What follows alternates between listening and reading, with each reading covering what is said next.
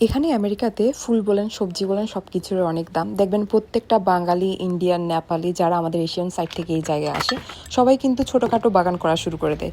এটা হয়তো শখ বা এটা হয়তো প্রয়োজনীয়তা। এখানে মাটিতে, বাগানের মাটিতে প্রচুর পরিমাণ প্রোটিন দেওয়া থাকে। এক একটা মাটির ব্যাগ হচ্ছে আপনার 6 মাস পর্যন্ত হাইলি প্রোটিন দেওয়া থাকে, যেগুলোতে হচ্ছে গাছ প্রচুর পরিমাণে দ্রুত বৃদ্ধি করে। তো আমার বছরের ফার্স্ট টিউলিপ আপনি দেখতে পেয়েছেন, ছোট্ট একটা আমি পটের মধ্যে লাগিয়েছিলাম। এই sorry, it's not tulip, it's lily. আমি বারবার খালি আমি টিউলিপ টিউলিপ বলি, আই ডোন্ট নো ওয়াই।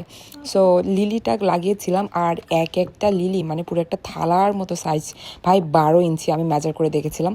তো আমার এত লোভ হচ্ছিল, ভাই এত কষ্ট করে একটা লিলি গাছ লাগিয়েছিলাম, তা তো আবার ফুল এসেছে, যেটা আমি কখনো আশা করি নাই। এখন যদি সেটাকে একটু সংরক্ষণ করে না রাখি কেমন জানি লাগে, অনেক ইমোশনাল হয়ে যাচ্ছিলাম বারবার। তারপর কী করলাম, হঠাৎ করে মানে একদম আর্জেন্ট ডেলিভারি দিয়ে আমি রেজিন কিনে নিয়ে এসেছিলাম।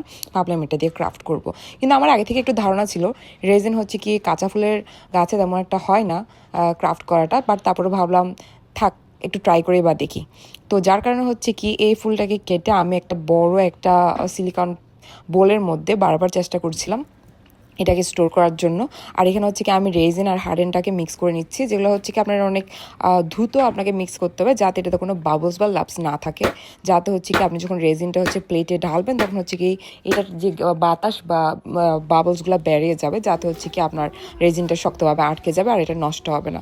তো আমার মোটামুটি রেজিন ফিক্সটা অনেক ভালোই ছিল, কিন্তু হচ্ছে কি একটু প্রবলেম হচ্ছিল বারবার মেজারমেন্টের ক্ষেত্রে। কারণ হচ্ছে কি আমি একবার এক এক ধরনের ওয়েতে মেজার করছিলাম, বাট অন্যান্য দিক থেকে সব কিছুই ঠিকঠাক ছিল। আর এখানে ফুলটা হচ্ছে এত বড় ছিল, আমি এটাকে কোনোভাবে প্লেটেতে বসাতে পারছিলাম না, কারণ হচ্ছে কি ফুলটা একদম উঁচা হয়ে আছে, তরতাজা একটা ফুল, মানে অনেক কষ্ট লাগছিল এটাকে ফোর্সফুলি প্লেটের মধ্যে বসানোর জন্য। দেখতে পাচ্ছেন কতটা উঁচা হয়ে ফুলটা ফুটে আছে, ভাই রে ভাই। আমি পরে ভাবলাম একটু ফ্লিপ করে মানে উল্টা দিকে করে বসায় হয়তো অনেকটা সেটেল হয়ে যাবে, বাট দিন শেষে পরে উল্টা দিক করে ঠিকই বসিয়ে দিয়েছি। আর কিছু গোলাপ ফুলও বসিয়ে দিয়েছি। গোলাপ ফুলগুলো কিন্তু গাছের না, এগুলো আমি কিনে এনেছিলাম বাইরে থেকে। এত সুন্দর গোলাপ ফুলগুলো ছিল কি বা বলি। জন্মের একটা শিক্ষা হয়েছে যে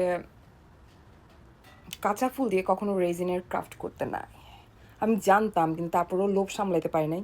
গাছের প্রথম ফুল, এখন এটাকে ফেলে দিতে ইচ্ছা করছিল না, তো সেই জন্য মূলত ক্রাফটটা করা। এখন মনে হচ্ছে হাতে ধরে ফুলটাকে নষ্ট করে ফেলছি। দেখেন রেজিন, এটা কিন্তু এত গরম হয়ে গেছে, মানে এটাতে আপনি কাপড় আয়রন করতে পারবেন, বাট এর অপোজিটে যদি রুটি দেন রুটি ফুলে যাবে, মানে অনেক গরম ভাই। তো এটা ইয়েলো হয়ে যাবে না তো কী হবে, এগুলোর কালার ডিসকালার হয়ে গেছে, কারণ হচ্ছে কি এটার অনেক গরম ছিল। তো জাস্ট একটা জন্মের শিক্ষা হইলো আমার। আমি দুইটা resin, I mean the hardener and resin, এই দুইটা, আর হচ্ছে কি এই রাবারের সিলিকনের মোলটা, সব কিছু মিলে অলমোস্ট $68 খরচা করেছি। $68। না, খুবই ডিসঅ্যাপয়েন্টেড, খুবই ডিসঅ্যাপয়েন্টেড।